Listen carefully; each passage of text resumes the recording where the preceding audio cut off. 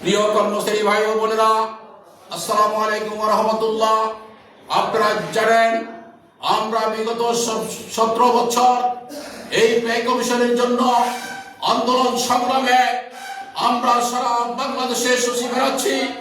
বিগত সরকার সহ অন্তর্বর্তীকালীন সরকারের কাছে আমাদের বৈষম্য অবসানের জন্য বারবার বলা হলেও আমরা দেখতে পাচ্ছি পে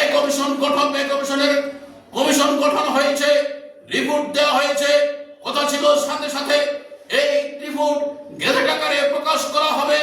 কিন্তু আমরা দেখতে পেলাম বুদ্ধিজীবী নামে কিছু কলঙ্ক এই পে কমিশনের এই গেজেটের বিরুদ্ধে বারবার কথা বলছে।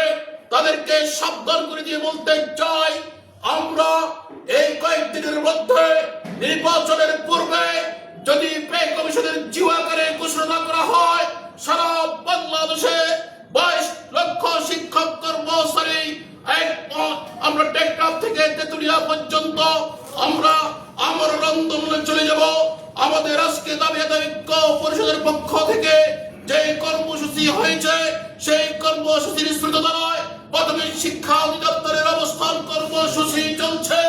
আমরা সারা বাংলাদেশে প্রত্যেকটা জেলা উপজেলা ডিসি অফিস এবং সারা বাংলাদেশে ঢাকাতে প্রত্যেকটা অধিদপ্তরে আমাদের কর্মসূচি চলছে।